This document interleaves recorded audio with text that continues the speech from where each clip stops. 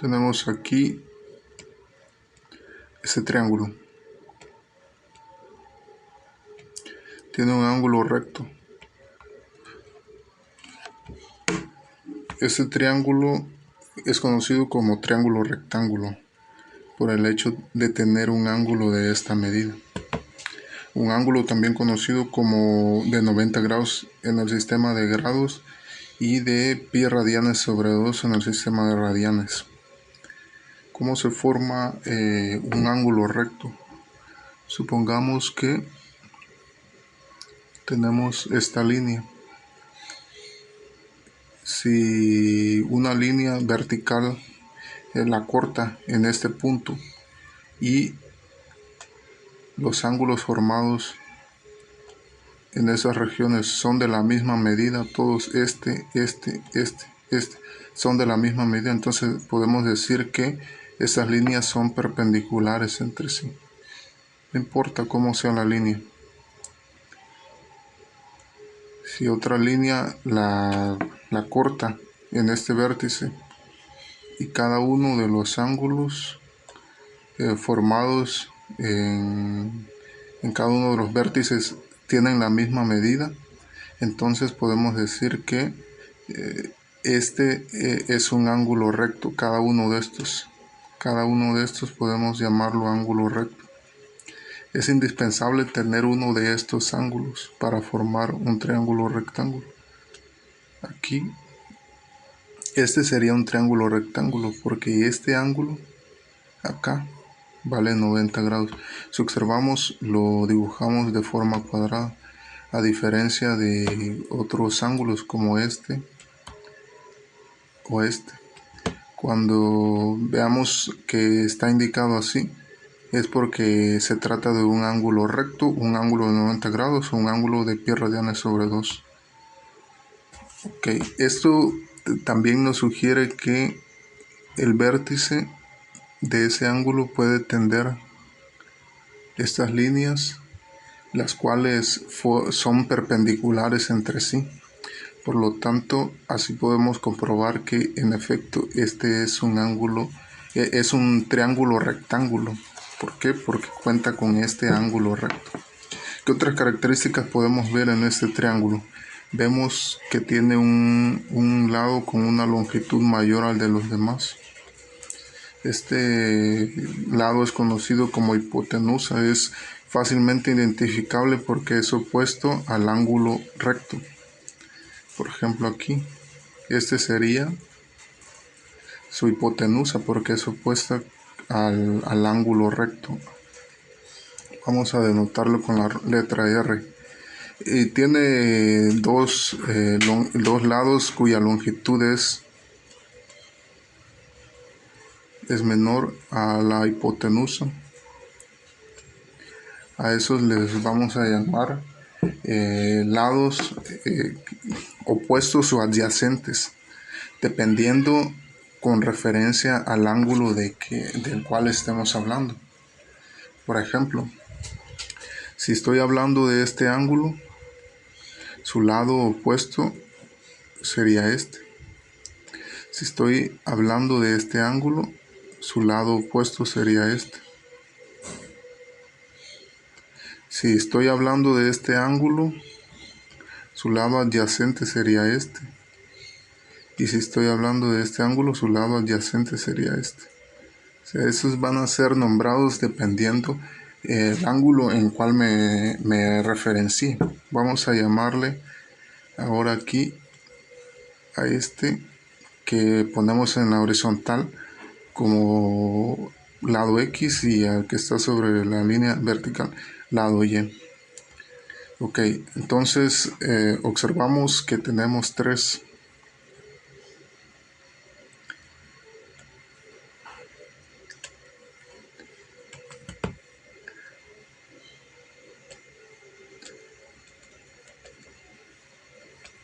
Ok, tenemos esos tres lados.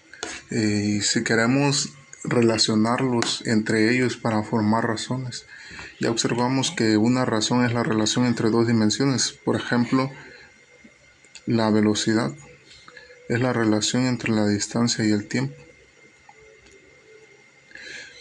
¿Por qué queremos relacionarlos así? Porque si observamos, aquí tenemos ángulos. Y estos ángulos están relacionados a estos lados, a cada uno de los lados. ¿Qué quiero decir con esto? Que para este triángulo en específico, la relación entre dos de sus lados va a ser siempre la formada por este ángulo, por estos ángulos. Este concepto se va a hacer más claro conforme vayamos desarrollando el tema. ¿Cómo puedo relacionar estos lados? Si tengo tres lados y los quiero relacionar dos lados cada vez, como aquí, que relacioné la dimensión y el tiempo. Quiero relacionar dos lados. Imagínense que queremos formar equipos de dos y tengo tres personas para escoger cuántos equipos podría elegir, distinguiendo entre cuando una persona está a la derecha o a la izquierda. Por ejemplo, la persona X podría formar equipo con la persona Y estando X a la izquierda. Podría formar equipos con la persona R estando a la izquierda X, estando a la izquierda Y. Podría formar equipo con la persona X o con la persona R, y la persona R podría formar equipo con la persona X o con la persona Y. Ok, entonces estas relaciones nos quedarían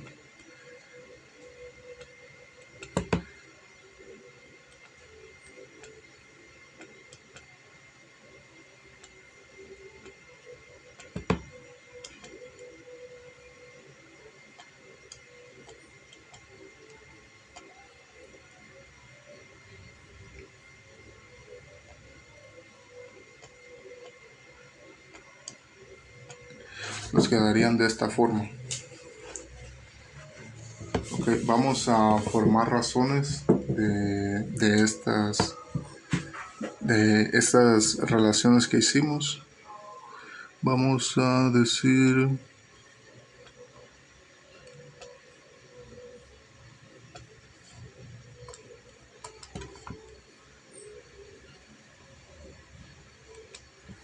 esta ahora X sobre R y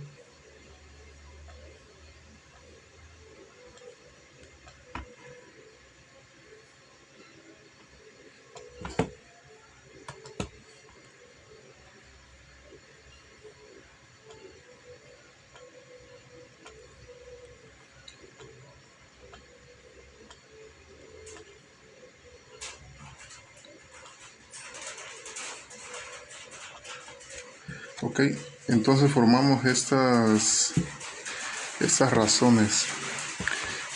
¿Por qué de formar razones? Bueno, lo vamos a ver que para expresar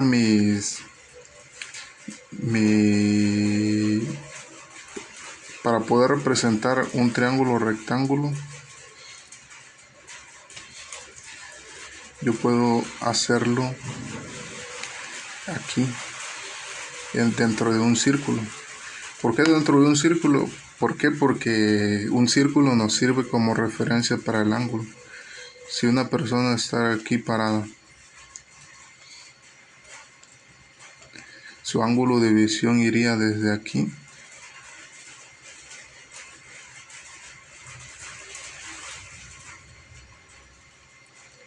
hasta aquí.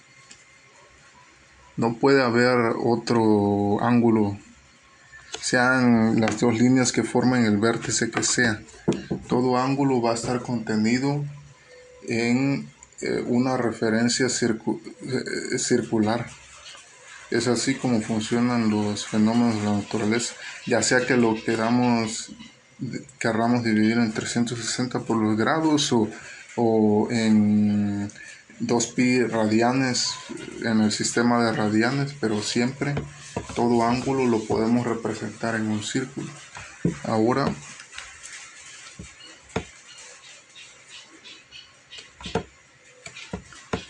voy a trasladar este ángulo con estas dos líneas. Este ángulo, al cual voy a llamar teta, lo voy a trasladar aquí.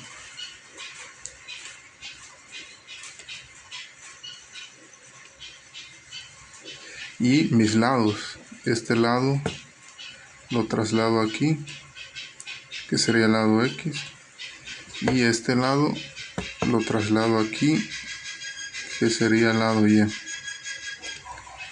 Ok, y esta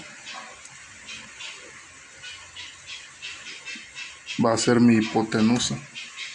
Si observan, la hipotenusa está tocando la circunferencia, lo cual quiere decir que mi hipotenusa tiene una longitud de un radio de este círculo. Puedo extender del centro hacia cualquier punto de la circunferencia una línea, y esa línea me va a representar de longitud un radio. También una hipotenusa de este triángulo, porque mi hipotenusa aquí tiene la longitud de un radio de este círculo. De ahí que viene el concepto de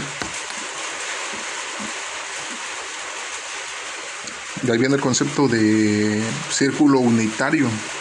¿Por qué? Porque este radio, esta hipotenusa, esta me va a servir como referencia unitaria para este círculo, como referencia del radio, como unidad de medida. Imagínense que tomo esta longitud y le doy vuelta, aquí la voy a dibujar. Imagínense que esta fuera esa longitud. Entonces la longitud del lado X y del lado Y, si las pongo aquí al lado, por ejemplo, el lado Y sería, digamos que sería esta, y el lado X sería esta. Voy a tomar como unidad de medida mi lado R, que representaría una unidad de medida para este caso de este círculo unitario. Entonces esta representaría un porcentaje, por ejemplo hasta acá, y aquí esta representaría un porcentaje de esta unidad de medida. Esta es mi unidad de medida, la longitud de mi lado más grande, de mi hipotenusa. Por eso es que se le llama círculo unitario, porque esta siempre va a representar una unidad de medida con respecto a este círculo unitario, y eso me va a ayudar a hacer los cálculos. Por ejemplo, si quiero calcular, por ejemplo, veamos una razón como la velocidad. Si decimos que tengo una velocidad de 10 metros por segundo, ok, si quiero escalar esta velocidad, por ejemplo, por un factor de 10, multiplico el numerador por 10 y el denominador por 10. 10 entre 10 es 1. Ahí me daría el resultado de esa multiplicación, me daría 100 metros sobre 10 segundos. Si multiplico ambos lados por 5, me daría 50 metros sobre 5 segundos. ¿Qué observamos? Que la longitud, la distancia y el tiempo cambió, pero la razón entre ellos no cambia, es la misma razón. Siempre la velocidad va a ser la misma, o sea, la razón va a ser la misma. Es por eso que me sirve representarlo aquí en el círculo unitario, porque así yo puedo representar cualquier triángulo que exista, no importa qué tan grandes, si sus lados son de metros o kilómetros, o si la longitud de sus lados es de tamaño microscópico. Yo puedo representarlo acá en el círculo unitario, porque ya dijimos que para cada triángulo rectángulo en específico, la razón, estas razones, por ejemplo, en el caso de cualquiera de las razones va a estar relacionado con este ángulo, va a ser asignado a este ángulo, para este triángulo en específico. Para este en específico, sus razones van a ser asignadas a este ángulo, por lo cual yo puedo representar cualquier triángulo rectángulo. Imagínense que tengo un triángulo rectángulo cuyos lados tienen longitud de metros de largo, un triángulo muy grande. Solamente tengo que sacar la razón entre sus lados, no entre cualquiera de sus lados, y a esa razón encontrar qué ángulo se le asignó, y así yo encontraría el ángulo. Pues señalo el ángulo que sea, por ejemplo que el ángulo estuviera acá, y ya de ahí a partir trazo mi vertical para el lado y ahí donde corta aquí, ahí sería la longitud de mi lado X. Igual para cualquier triángulo rectángulo, por más pequeño que sea, busco las razones entre sus lados y ya lo podría representar yo en un círculo unitario. Bueno, ahora entonces a esta razón, que es, quedamos con que con referencia a este ángulo sería entonces X sería su lado adyacente y Y sería su lado opuesto. Entonces estaríamos hablando aquí que le voy a llamar a esta razón, le voy a poner el nombre de cotangente. ¿Cotangente de qué? De teta, o sea, de este ángulo. ¿Por qué se le llamó así? Bueno, es de manera arbitraria, pero el ángulo siempre va a ser el mismo con respecto a estas longitudes de este triángulo rectángulo en específico. Ok, ahora a esta razón del lado adyacente con respecto a esta teta sobre la hipotenusa le vamos a llamar coseno. Ya estoy abreviando aquí la palabra. Ok, a esta razón del lado opuesto sobre el lado adyacente le vamos a llamar tangente.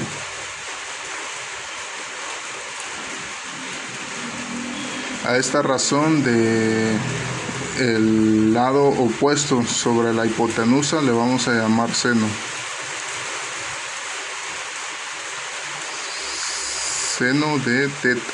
Ya dijimos, ¿por qué seno de teta? ¿Por qué? Porque lo estamos relacionando, recuerden, con cada razón de estas la estamos relacionando con este ángulo, con ángulo teta. Le asignamos este ángulo para poder representarlo siempre. A esta razón de la hipotenusa sobre el lado adyacente le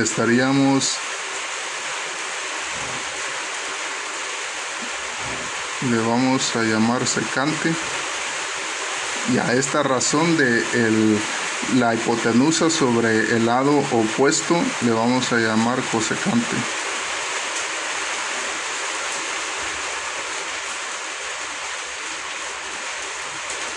Ok,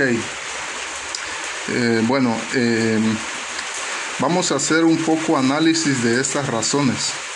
Ya dijimos entonces que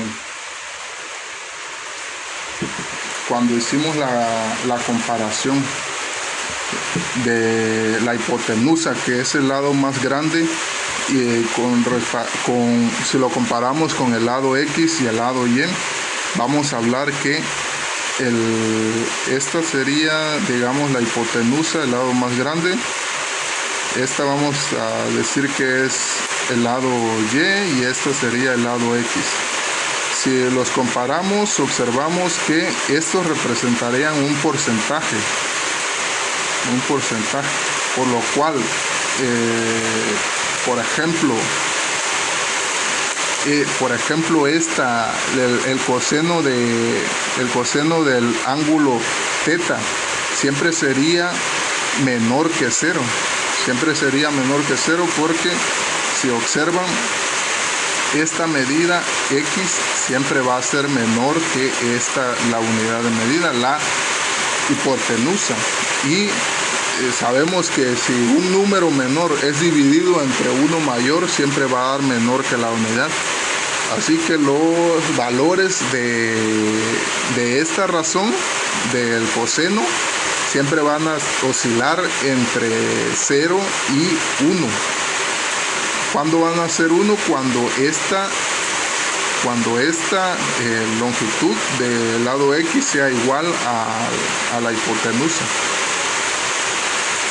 Aquí vemos, por ejemplo, lo mismo en el seno. Siempre va a ser un porcentaje de la hipotenusa. Siempre va a ser menor que 1 o igual a 1, menor o igual a 1, desde 0 hasta 1. Ese va a ser su valor de esta razón. O sea que podemos tener medidas de aquí de X que van desde 0 a 1 acá, no se pueden pasar, y aquí de Y que van de 0 a 1 igual, no se pueden pasar de ahí. ¿Por qué? Porque siempre lo vamos a estar dividiendo entre la hipotenusa, que es en este caso el radio, y el radio siempre va a ser por lo menos igual de grande que X y Y. Ok, ¿y qué vemos, por ejemplo, en la tangente? En la tangente vemos que estamos comparando el lado X, con el lado Y, o el lado Y con el lado X. Siempre el lado Y va a ser más grande que el lado X.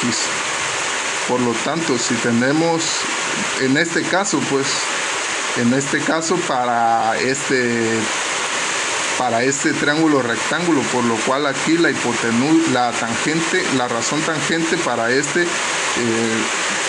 triángulo rectángulo sería mayor que 1. Pero ¿qué pasa si tuviera, no sé, un triángulo rectángulo como por ejemplo así?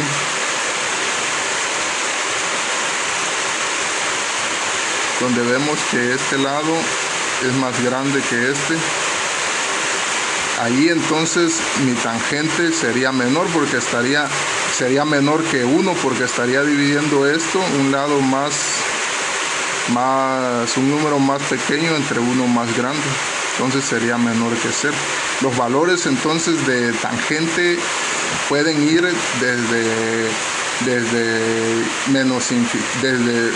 desde 0 hasta el infinito. ¿Por qué? Porque cuando por ejemplo el lado X se aproxima a 0, entonces el valor de esta razón sería demasiado muy grande. Cuando este lado, el Y, se aproxima a 0, la razón y es grande, entonces esta razón sería muy muy pequeña. Entonces oscila entre 0 y una cantidad infinitamente grande. ¿Qué pasa cuando el lado Y es 0? Entonces ahí valdría 0 esta razón. ¿Y qué pasa cuando el lado X es 0? Pues no se podría hacer eso, pero imagínense que se aproxima a 0, se aproxima cada vez a 0. Sería una cantidad que me daría esa razón muy muy grande. La misma lógica para la cotangente, igual. Si es más grande x que y, entonces me daría mayor que 1. Si x es menor que... Si x es mayor que... Perdón, si y es mayor que x, entonces me daría menor que 1. Igual oscila de 0 al infinito. ¿Qué pasa con ahora aquí? Por ejemplo, en la secante. En la secante estamos comparando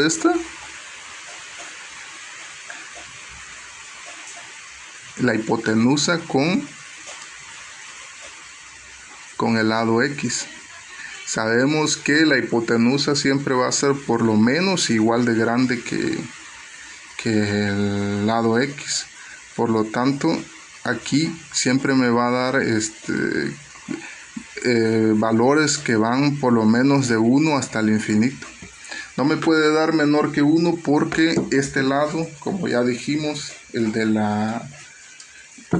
lado de la hipotenusa solamente puede ser igual de grande cuando este lado vale 1. Pero de ahí, de ahí solamente puede tomar valores más pequeños el lado X. Por lo tanto, los valores de esta razón oscilan entre 1 hasta el infinito y de igual manera la lógica para esta razón de la cosecante.